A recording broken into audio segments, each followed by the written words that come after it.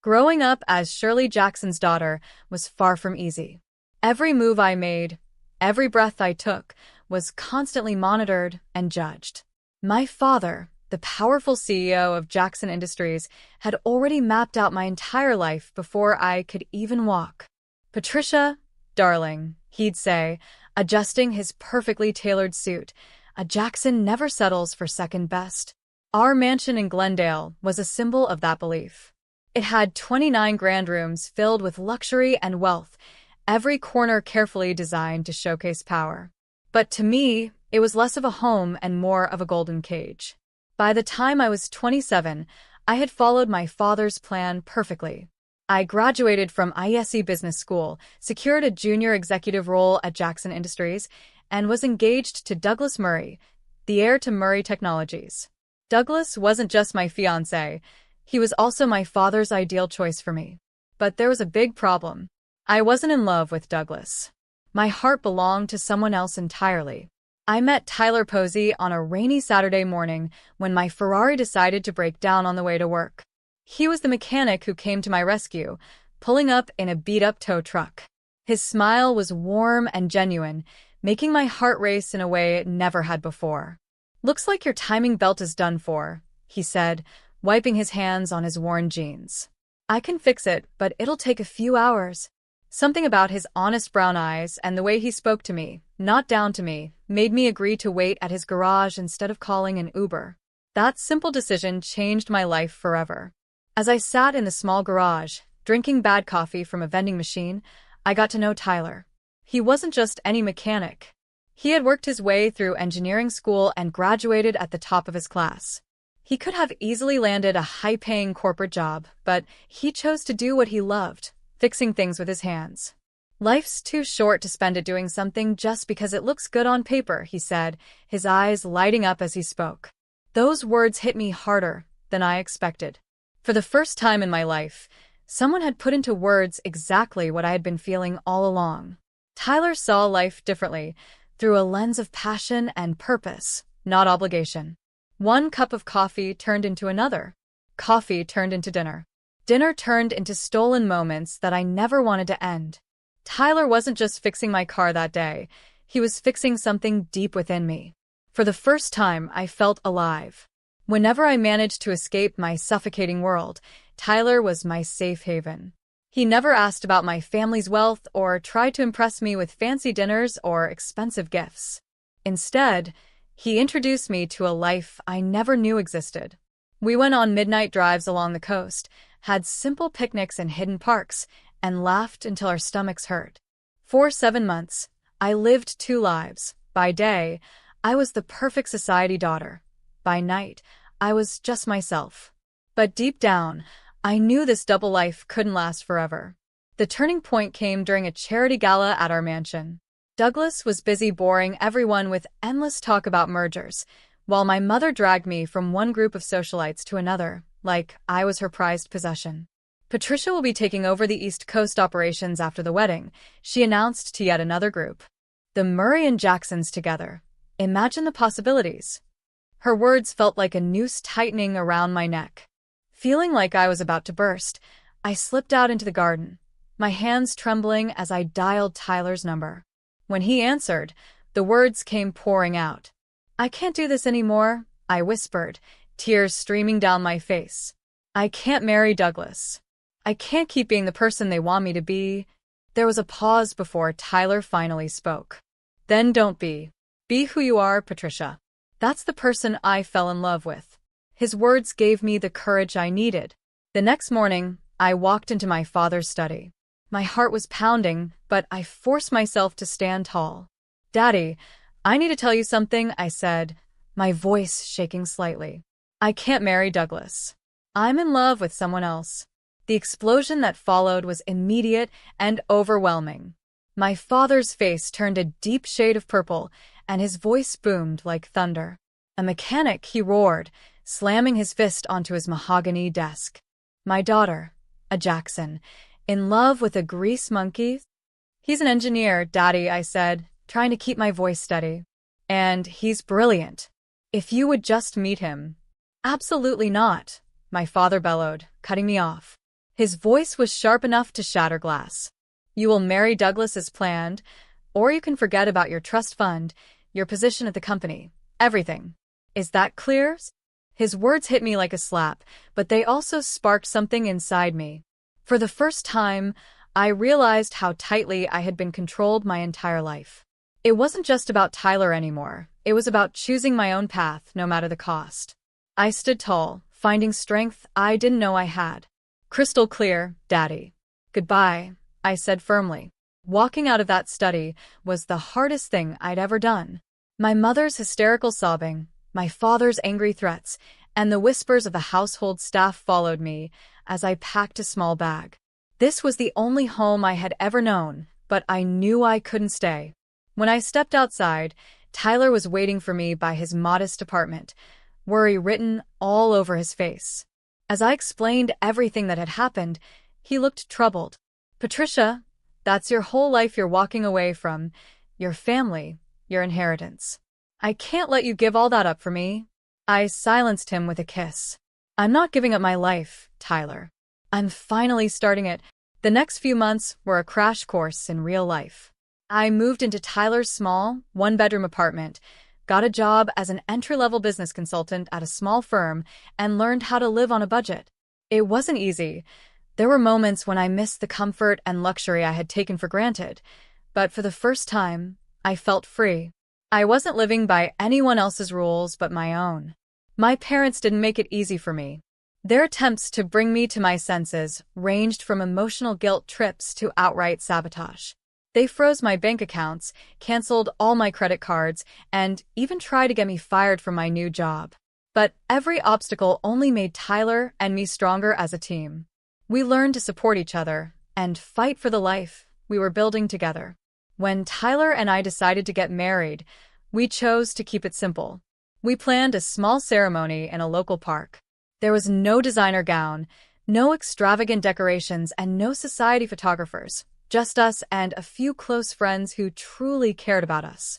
It was everything I wanted, a day that was about love, not appearances. On the morning of the wedding, I received a text from my mother. "Your father and I will be attending. This is your last chance to fix this mistake." My heart raced as I showed the message to Tyler. He gently squeezed my hand. "It's your call, love. Whatever you want." Despite everything, I wanted them there. They were still my parents, and a part of me hoped they might finally see how happy I was. I took a deep breath and replied, "I'd like you to come."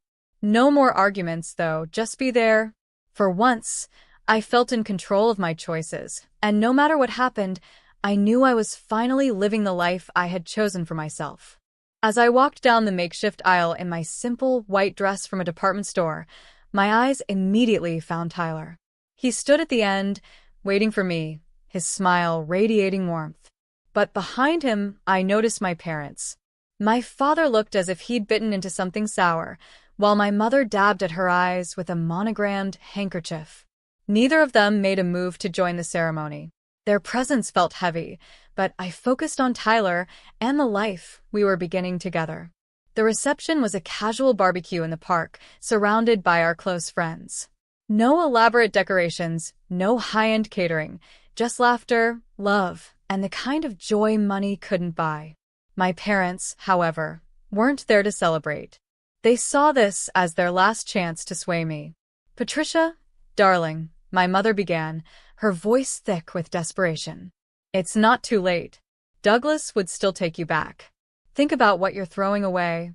My father, always direct, added coldly, "This is your last chance. Stay with this man, and you'll never see a penny of your inheritance. Is that what you want? A life of poverty?"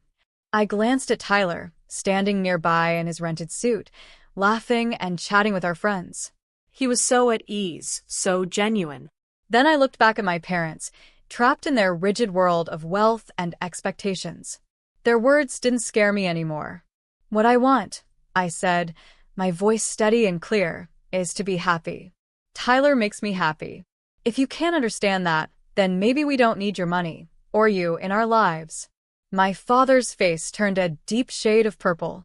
"You're no daughter of mine," he spat, spinning on his heel. My mother hesitated for a moment, her eyes filled with regret. But in the end, she followed him.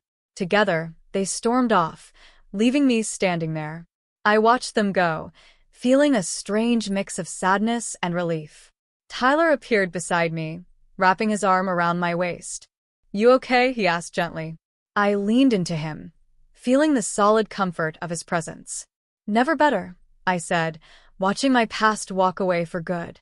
That was 7 months ago. Since then, Tyler and I have built a life together, one filled with hard work and even harder love. Tyler continued running his garage while taking night classes to earn his master's degree. I threw myself into my consulting work, slowly building a client base. We were happy, truly happy, even if it meant watching our spending and clipping coupons. For the first time, life felt real. But Tyler was keeping something for me, something that would turn my world upside down once again. Everything changed on what seemed like just another ordinary Monday evening. I came home early from work, excited to surprise Tyler with takeout from our favorite Thai restaurant. But when I walked into the apartment, it was empty. On the counter, there was a hastily scribbled note. "Working late at the garage. Love you." It wasn't unusual for Tyler to work late, but something felt off. Lately, he'd been distracted, taking mysterious phone calls and working strange hours. A knot formed in my stomach as my mind wandered to dark thoughts. Was something wrong? Was I about to lose everything again? Unable to sit still, I decided to bring dinner to him at the garage. Maybe we could eat together and ease my worries. But when I arrived, the place was dark, and Tyler's old truck wasn't parked in its usual spot. My hands shook as I called his number. It went straight to voicemail. Panic started to creep in, and my heart raced. Just as fear began to overwhelm me, my phone buzzed with a text from an unknown number. "Mrs. Posey, please come to 1868 Allen Avenue immediately. It's about your husband." My breath caught in my throat. Allen Avenue? That was in the industrial district, miles from Tyler's garage. With trembling hands, I entered the address into my GPS and drove through the dark city streets, my mind spinning with worst-case scenarios. What was going on? Why was Tyler there? The GPS led me to a massive, modern building with sleek glass walls and a professional look that didn't match Tyler's usual world. As I approached, the security gates opened automatically, and a uniformed guard greeted me. "Mrs. Posey," he said with a respectful nod, "please take the executive elevator to the top floor." Executive elevator? Top floor? My confusion grew, and my heart pounded in my chest as I stepped into the sleek elevator. When the doors opened, I found myself in a breathtaking office suite. Floor-to-ceiling windows offered a stunning view of the city, and everything around me oozed wealth and power. Then I saw him, Tyler. He stood at a glass desk with his back to me, looking out over the city. But this wasn't the Tyler I knew. Gone were the worn jeans and oil-stained t-shirts.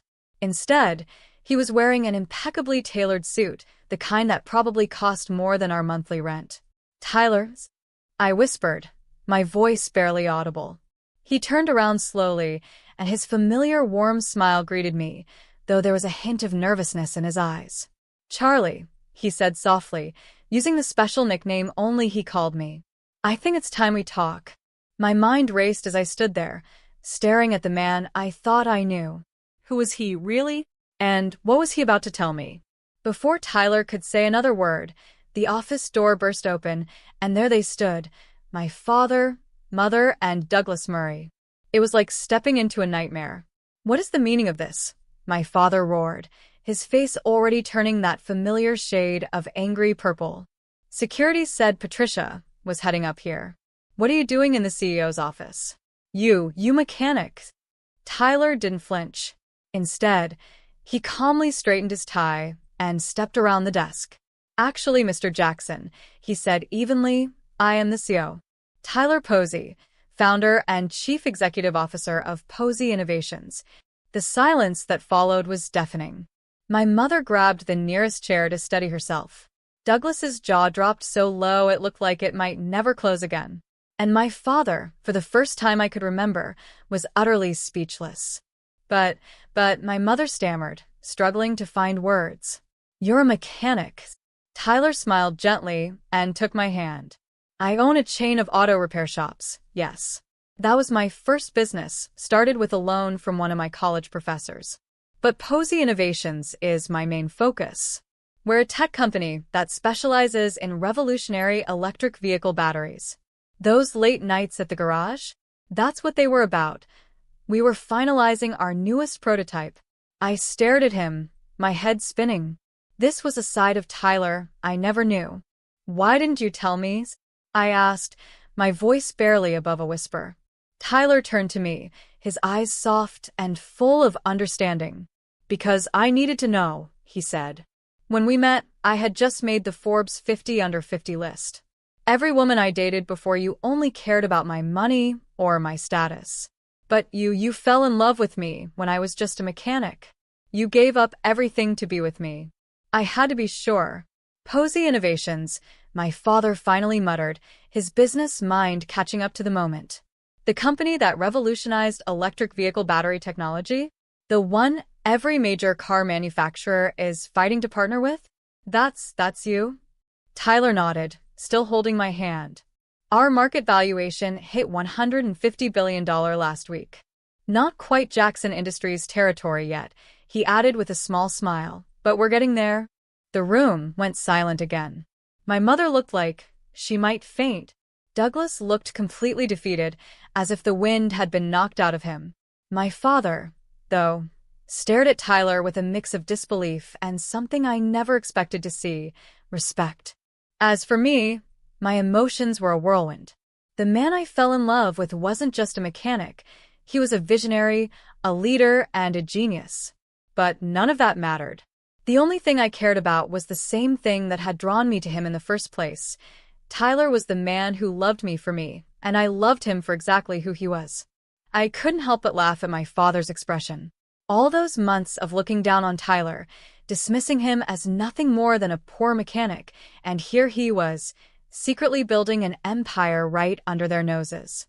Tyler's voice grew sharper as he spoke. Now, I think we should discuss how you've treated your daughter. The same daughter, by the way, who just became one of the largest shareholders in Posey Innovations when she married me. My father's face turned pale. Jackson Industries had been struggling to break into the electric vehicle market for years. A partnership with Posey Innovations would have been a game changer, and he knew it. Now see here, my father blustered, trying to regain control. We were only looking out for Patricia's best interests. By damaging hers? Tyler countered, his voice calm but firm, like steel wrapped in silk. By trying to get her fired? By making her cry herself to sleep for weeks. I finally found my voice. Daddy, you always taught me that Jacksons never settle for second best. Well, I didn't. I married the most brilliant, kind, and successful man I've ever known. And I did it without knowing about any of this. Patricia, sweetheart, my mother said, stepping forward with her arms outstretched. We were wrong. We see that now. Please come home. I looked around the magnificent office, then at Tyler, my wonderful husband, who had let me find my own way, supported me, and helped me grow stronger. I am home, Mom. But if you want to be part of our lives, you'll have to accept us on our terms. No more manipulation. No more control. My father looked like he was choking on something bitter and unpleasant. And what about Jackson Industries? He asked stiffly. Tyler smiled, calm, but with a hint of mischief. Well, sir, we've actually had several offers from your competitors for exclusive partnerships. But considering the family connection, we might be open to a different arrangement if you're interested in discussing it as equals. The next hour was surreal. My father and Tyler sat down to talk business, while my mother fussed over the state of our small apartment and insisted we move into a proper home. Douglas, who had been standing silently like a defeated statue, eventually slunk away, probably to lick his wounds. Later that night, back in our cozy apartment, I curled up next to Tyler on the couch. The contrast between the luxurious office and our little home didn't bother me one bit. Here, in this modest space, we had built a life together, a life of love, respect, and honesty. Tyler pulled me closer, his voice soft and full of warmth. You okay, Charlie? I smiled, resting my head against his shoulder. "More than okay," I said. "I'm happy. Really, truly happy." And for the first time, I felt like I had everything I'd ever wanted. I finally asked Tyler the question that had been on my mind for so long. Why keep working at the garage? Why live like this when you have billions? Tyler smiled and pulled me close. The garage keeps me grounded. It reminds me where I started. And this apartment, these months with you, they've been the happiest of my life. We made it work together, without any silver spoons or trust funds. Tears filled my eyes as I looked at him. "I love you, you sneaky billionaire." He laughed and kissed me. "And I love you, my runaway heiress." Life changed after that night, but not in the ways people might expect. We moved out of our tiny apartment, but only into a modest house we chose together. Nothing flashy, just a home where we could be ourselves. I joined Posey Innovations as the head of their charitable foundation, using the company's resources to help young entrepreneurs with big dreams but limited means. Tyler, despite his billions, still spends time at his first garage. He teaches mechanical skills to underprivileged youth, helping them build a future with their own hands. Watching him work, sharing his passion with others, makes me love him even more. As for my parents, they're trying. Mom still makes not-so-subtle hints about how grandchildren need trust funds, but Dad has come a long way. He's developed a real respect for Tyler, and their weekly business meetings often turn into long conversations about everything from classic cars to philosophy. It's not perfect, but it's progress. I've also come to understand what Tyler meant about life being too short to live it just on paper. Sometimes the best things come disguised as broken-down Ferraris and bad coffee from vending machines. Life isn't about plans or appearances. It's about the moments that make you feel alive. The best part? Every now and then, when we drive past our old apartment or pick up takeout from our favorite Thai place, Tyler still looks at me the same way he did when we first met. Back then, he was just a mechanic, and I was just a rebellious heiress running from a life that didn't feel like my own. Because in the end, love doesn't care about bank accounts or business empires. It doesn't measure success in dollars or status. Love is about who you are when everything else is stripped away. It's about finding someone who sees you, truly sees you, and loves you anyway. And that's us, Patricia and Tyler. A mechanic and a runaway heiress who found something far better than billions. We found each other.